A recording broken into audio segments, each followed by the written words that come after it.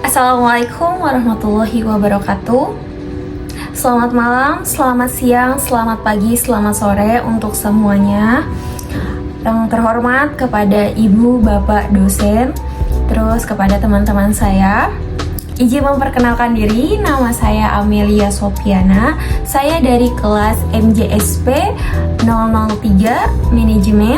Saya juga akan presentasi tugas dari Pendidikan Agama Islam yang berjudul Membangun Kecerdasan Spiritual dan Emosional Mahasiswa Melalui Penguatan Karakter. Nah, jadi di sini ada pengertian kecerdasan spiritual dan emosional. Yang pertama, kecerdasan spiritual. Kecerdasan spiritual itu kemampuan memahami makna hidup. Terus juga ada nilai-nilai moral, hubungan dengan Tuhan, serta kemampuan mengelola diri berdasarkan prinsip kebenaran. Mahasiswa dengan kecerdasan spiritual tinggi biasanya memiliki berperilaku etis, memiliki tujuan hidup jelas, bijaksana dalam mengambil keputusan, memiliki ketenangan batin. Selanjutnya di sini juga ada kecerdasan emosional. Kecerdasan emosional adalah kemampuan mengelola emosi diri dan memahami emosi orang lain.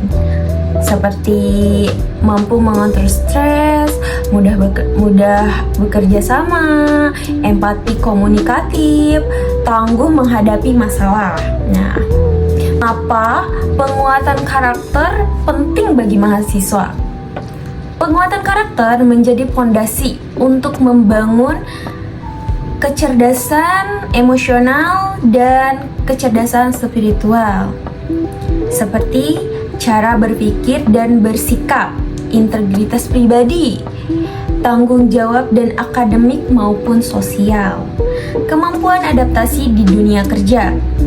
Karakter yang kuat membantu mahasiswa menjadi pribadi yang tidak hanya cerdas secara akademik, tetapi juga matang secara spiritual dan emosional. Selanjutnya di sini juga ada nilai-nilai karakter yang perlu diperkuat. Yang pertama, integritas, tanggung jawab, empati, religius, kemandirian, serta gotong royong, ketekunan dan kerja keras, kesadaran diri atau self-awareness. Di sini juga apa sih strategi membangun kecerdasan spiritual dan kecerdasan emosional melalui penguatan karakter itu apa aja sih gitu ya strateginya. Jadi strateginya itu ada 4 strategi yang harus kita lakukan. Yang pertama, strategi di lingkungan kampus. Nah, strategi di lingkungan kampus itu bisa dari pendidikan karakter integritas dalam kurikulum dan layanan konseling. Dan ini juga strategi penguatan di lingkungan kelas, refleksi diri, terus juga ada pembelajaran berbasis kolaborasi, model peran dari dosen. Itu juga harus ada strategi untuk memperkuat lingkungan kelas. Strategi pembangunan pribadi mahasiswa. 1. Melatih kesadaran diri. Jadi mahasiswa itu harus melatih kesadaran diri dia gitu tuh. Latihan pernapasan, meditasi singkat, muhasabah atau berdoa ya. Selanjutnya di sini juga bisa melatih empati dan hubungan sosial, komunikasi esentif, menjadi pendengar yang baik, terus juga mengikuti kegiatan sosial. Yang ketiga, mengembangkan nilai spiritual, memperdalam ajaran agama, mengikuti komunitas keagamaan, memiliki reputasi berdasarkan nilai moral. Manajemen stres dan emosional ini benar-benar harus di manajemen ya kalian ya. Soalnya di zaman sekarang tuh kayak mahasiswa itu gampang stres, gampang emosi.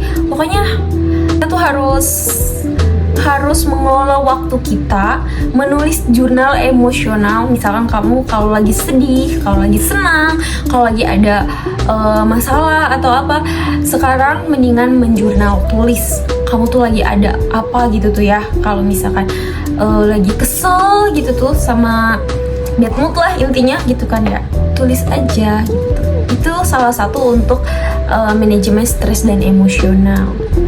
Dan ketika memerlukan bantuan, nah itu juga harus ya teman-teman. Jadi jangan dipendam sendiri, ya kan udah tahu gitu kan ya, kita lagi banyak pikiran atau apapun gitu ya.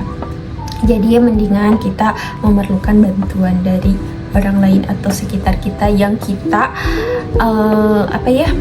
yang kita percaya gitu ya. Terus dampak penguatan karakter terhadap kecerdasan spiritual dan emosional.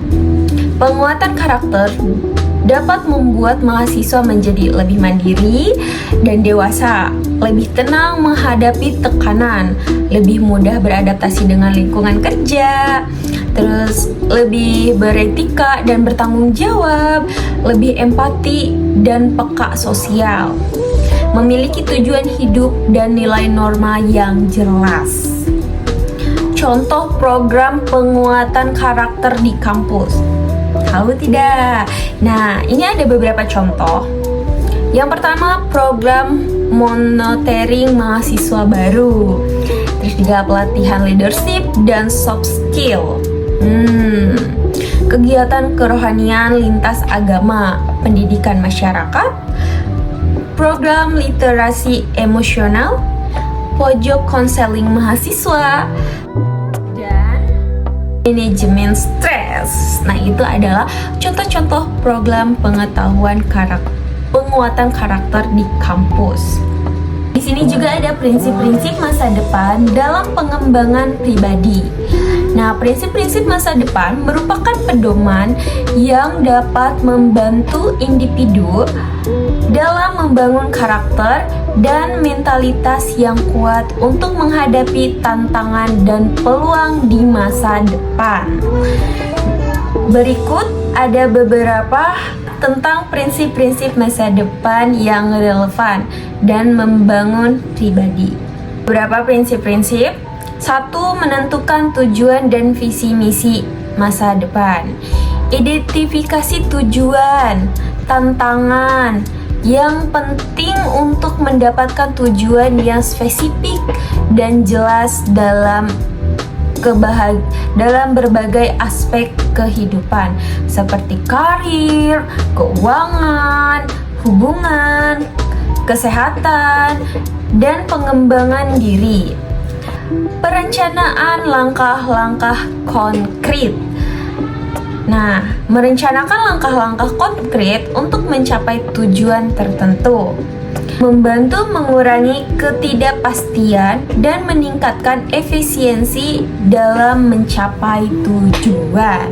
Terus di sini juga ada mengelola keuangan dengan bijaksana. Evaluasi keahlian dan minat Anda, dan buatlah rencana untuk membangun keterampilan dan pengetahuan yang diperlukan dalam karir. Nah, terus di sini juga ada mengembangkan diri secara terus-menerus. Kita harus mengembangkan diri kita terus-menerus ya, teman-teman. Buatlah rencana pengembangan diri yang mencakup pembelajaran baru, pelatihan, dan kursus yang dapat membantu dalam mencapai tujuan masa depan. Terus juga menjaga kesehatan dan kualitas hidup itu juga penting ya teman-teman. Buatlah rencana juga menjaga kesehatan fisik dan mental gitu kan ya. Biar fisik kita kuat, kita juga harus olahraga, minum air putih yang banyak. Contohnya sekitar 3 literan lah sehari gitu ya minimal. Terus kita juga olahraga yang tipis-tipis saja, kayak jalan santai gitu kan ya, lari. Terus kalau misalkan untuk meredakan stres itu, kita dengar-dengar podcast, dengar-dengar kajian, itu juga bagus untuk menjaga kesehatan dan kualitas hidup. Memiliki tujuan yang jelas, ini harus banget sih. Kita itu harus memiliki tujuan yang jelas, ya. Terus di sini juga ada fokus pada tujuan, keseimbangan hidup, dan positive thinking dan action. Itu wajib kita memiliki prinsip-prinsip itu. Kita harus positive thinking dan action kita harus terjadi gitu ya teman-teman. Pokoknya kita harus kalau misalnya hal-hal yang negatif itu kita jangan diingat-ingat gitu kan ya. Pokoknya kita harus berpositif thinking. Peran dalam menghadapi prinsip-prinsip masa depan, meningkatkan optimisme. Kita harus optimis. Mengembangkan resiliensi, memperkuat integritas, mendorong kreativitas, memfasilitasi kerjasama, meningkatkan kemampuan adaptasi kita. Jadi di sini juga ada manfaat peranan prinsip masa depan, peningkatan kualitas hidup, peningkatan kinerja dan produktivitas, pembangunan hubungan yang lebih baik, pencapaian tujuan hidup, keberlanjutan dan tanggung jawab sosial. Jadi gitu ya teman-teman, kita tuh harus memiliki prinsip-prinsip nanti. Selanjutnya di sini juga ada.